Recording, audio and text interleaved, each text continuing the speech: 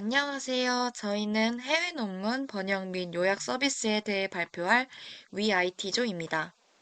저희가 WeIT인 이유는 We can do it에서 처음과 마지막 단어를 따왔는데요. We can do it이라고도 읽을 수 있지만 We can do IT 이렇게 읽을 수 있으므로 우리는 할 수 있다, 우리는 IT를 할 수 있다 라는 큰 포부를 담아 조 이름을 지었습니다. 목차는 다음과 같습니다. 학생이라면 누구나 논문을 본 적이 있고 인용한 적이 있을 텐데요.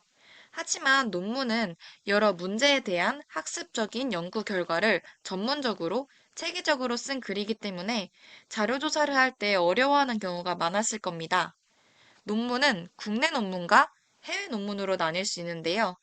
국내 논문은 비교적 친숙하고 레포트, 자료조사 등으로 많이 참조하기 때문에 빈번하게 사용되고 있지만 해외 논문은 상대적으로 덜 사용되는데요. 학생들이 국내 논문에 비해서는 해외 논문을 잘 쓰지 않는 현상을 떠올릴 수 있었습니다. 이러한 문제를 해결하기 위해 저희는 해외 논문 사용에 대한 진입장벽을 낮추도록 도와주자라는 목표를 가지고 서비스를 개발하도록 결정하였습니다. 본격적인 서비스 설계를 하기 전에 논문에 대한 학생들의 인식 조사가 필요할 것 같아서 2주 동안 설문조사를 진행하였는데요. 일반적으로 익명으로 하는 설문조사와 달리 저희는 이름을 넣어 신원을 밝히는 설문조사를 진행하였습니다. 응답자들 중 다 다르게 응답한 3명을 선정하여 인터뷰를 하기 위해서였는데요.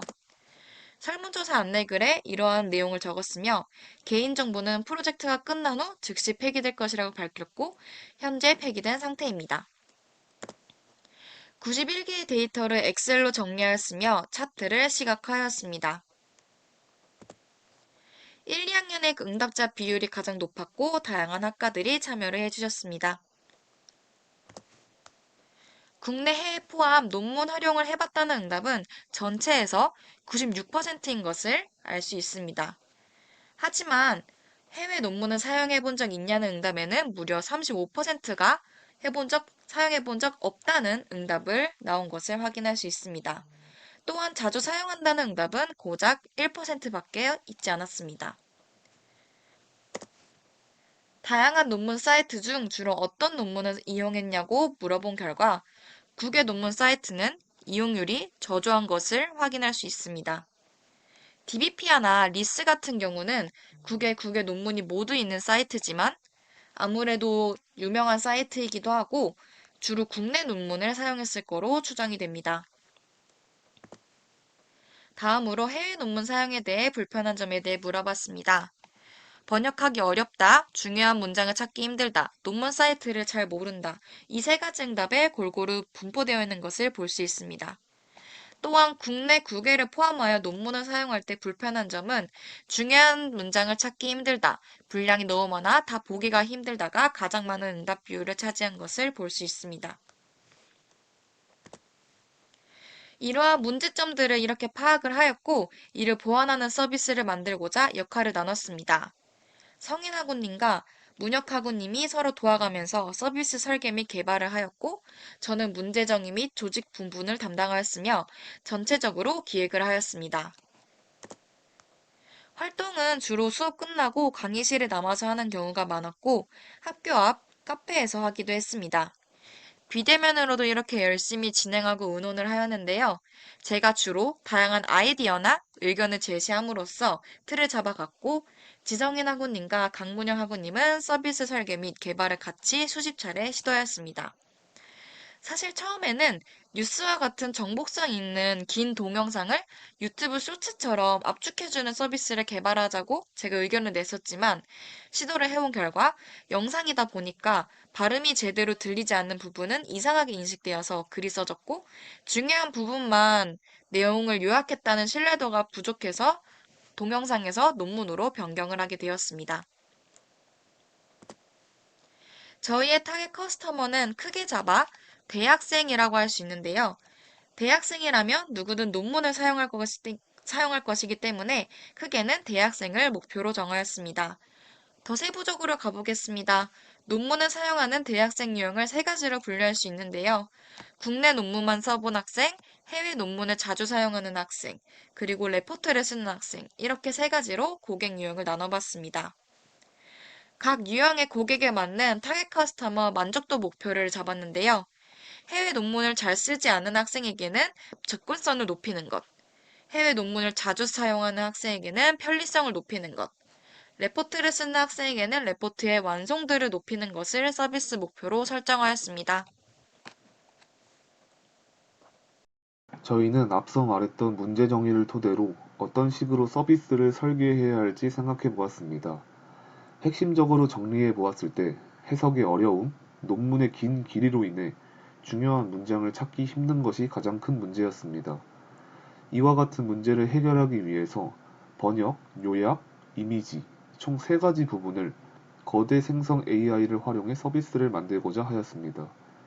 서비스를 만들기에 앞서 거대 AI에 대해 설명하자면 거대 생성 AI는 대규모로 훈련된 인공지능 모델을 의미합니다. 이러한 모델을 활용해 많은 양의 데이터를 사용하여 학습하고 자연어 처리, 이미지 처리, 음성 인식 등 다양한 작업을 수행할 수 있습니다. 저희 조는 거대 생성 AI로 오픈 AI가 개발한 자연어 처리 모델인 챗GPT와 챗GPT와 마찬가지로 오픈 AI가 개발한 딥러닝 기반의 이미지 생성 모델인 달2를 사용하여 서비스를 만들고 또한 파파고 API를 이용하여 파이썬과 결합한 번역 서비스를 구현하고자 하였습니다. 먼저 챗GPT를 사용해서 챗GPT에 번역 및 요약 코드를 요청하고 기능 코드들을 파악하고자 하였습니다.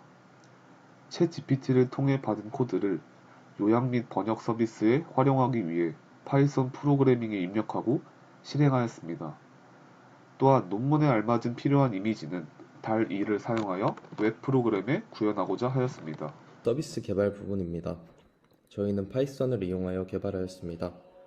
그중 TF, IDF 알고리즘을 활용하였는데 이는 논문의 핵심 단어를 찾고 이를 포함하는 문장을 추출하여 요약을 생성하는 알고리즘입니다. 이 알고리즘은 문서에서의 단어 빈도와 전체 문서에서의 단어 빈도 역수를 곱하여 계산됩니다. 첫 번째로 단어의 빈도는 문서에서 특정 단어가 나타나는 빈도를 계산하고 일반적으로 문서의 단어 수로 나누어 정교화합니다. 특정 문서에서 특정 단어의 빈도가 높을수록 해당 단어의 중요도가 높다고 가정합니다.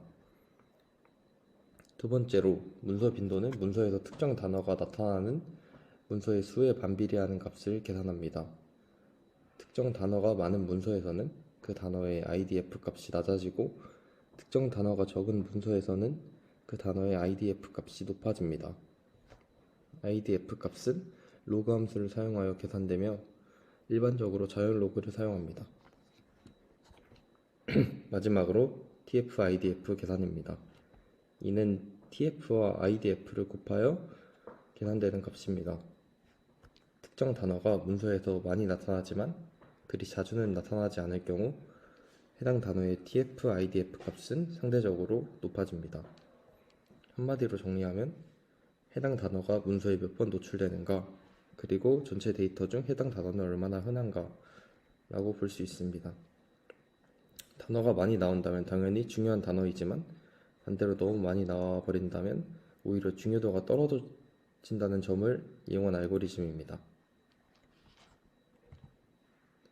다음은 저희가 코딩한 논문 요약 코드입니다.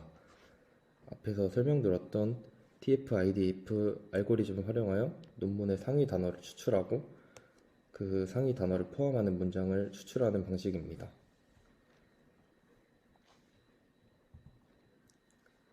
다음은 영어 논문을 한글로 번역하여 제공하기 위해 먼저 네이버 팝하고 API 키를 발급받았습니다. 그 후 파이썬을 통하여 네이버 팝하고 API 클라이언트 아이디와 비밀번호를 파이썬 코드에 넣어 번역하는 코드를 생성하였습니다.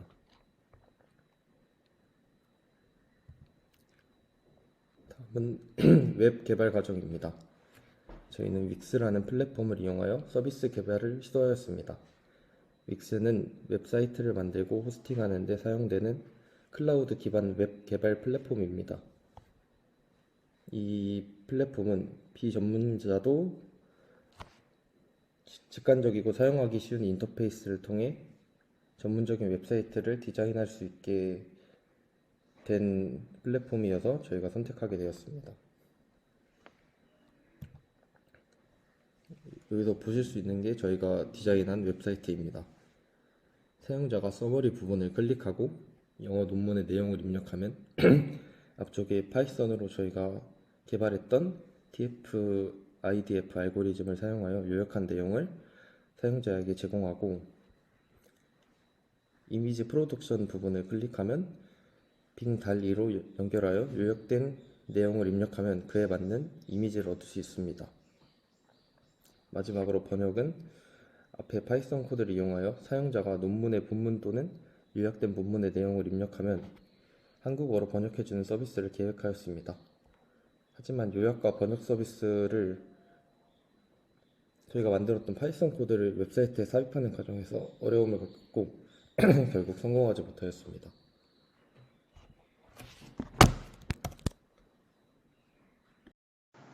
서비스를 개발한 후 앞서 보여드렸던 설문조사를 통해 파악된 학생들 중에 3명을 선정하여 인터뷰를 진행하였습니다. 학생들은 최대한 다른 응답과 다른 학과를 가진 학생 3명을 선정하여 인터뷰를 진행하였습니다. 인터뷰 질문들은 해외 논문 사용 여부 및 이유, 해외 논문을 사용했을 때의 어려운 점, 실제로 서비스를 사용한 후에 좋았던 점과 보완해야 할 점들에 대해 물어보았습니다. 이것은 인터뷰 대상자의 실제 레포트에 참조되었던 영어 논문입니다. 교육학과 학생을 인터뷰한 결과 교육학과 학생 같은 경우 교육 관련 레포트를 써야 되다 보니 해외 교육에 대해 연구할 일이 빈번하고 과제에도 많이 활용한다고 하였습니다. 이 서비스를 활용한 후에는 중요 문장 파악에는 도움이 되지만 논문 자체가 추상적인 내용을 가졌다면 이미지 생성에는 한계가 있을 것이라는 답변을 주었습니다. 이것은 실제 논문을 가져와서 저희 서비스를 사용한 예시입니다. 왼쪽 문단에서 저희가 중요하다고 생각되는 부분을 표시해 놓았고, 실제로 서비스를 활용해 보았더니 오른쪽 부분과 같이 중요하다고 생각한 것과 비슷하게 나온 것을 확인할 수 있었습니다. 응용통계학과 학생은 평소 해석과 원하는 주제의 논문을 찾는 데에 어려움을 겪고 있었고, 이 서비스를 활용한다면 해석의 어려움을 해결하고 시간과 노력을 줄일 수 있을 것 같다고 하였습니다. 앞서 마찬가지로 응용통계학과 학생이 실제로 사용했던 논문을 가져왔고, 이와 같이 요약 및 번역을 해준다는 것을 알 수 있습니다. 이 그림은 달 2를 통해 나온 그림입니다. 이 그림을 통해 타겟 커스터머인 레포트를 쓰는 학생들이 적절한 사진을 사용할 수 있도록 한 것에 초점을 두었습니다. 산업공학과 학생도 마찬가지로 중요한 문장을 찾아내는 것에 어려움을 겪는다고 답변을 주었습니다. 이것 또한 산업공학과 학생이 사용한 논문 중의 일부이고, 마찬가지로 중요 문장에 대한 요약 및 번역을 해준다는 것을 알 수 있었습니다. 인터뷰를 통해 세 학생 모두 해석과 중요 문장을 찾아내는 것에 대한 어려움이 제일 크다는 것을 판단할 수 있었고, 저희의 서비스를 활용해서 이를 해결할 수 있다고 생각했습니다. 기대 효과로는 요약 서비스를 통해 사용자는 빠르게 내용을 이해할 수 있고, 요약본을 통해 중요한 내용을 다시 점검함으로써 내용 확인용으로도 사용 가능합니다. 또한 논문 문맥에 알맞은 시각 자료를 생성하여 논문을 시각화할 수 있고, 보다 정확한 번역을 통해 해외 논문의 접근성을 용이하게 해주는 것을 알 수 있습니다. 느낀 점으로는 새로운 기술과 알고리즘을 습득하고 적용해 봄으로써 가치 있는 경험이었고, 다양한 아이디어를 내고 그러한 아이디어를 토대로 서비스를 개발하는 과정이 새로운 활동이었고, 장기간의 프로젝트를 통해 성과를 내므로써 보람을 느꼈고 기억에 남은 활동이 된 것 같습니다. 이상으로 발표 마치겠습니다.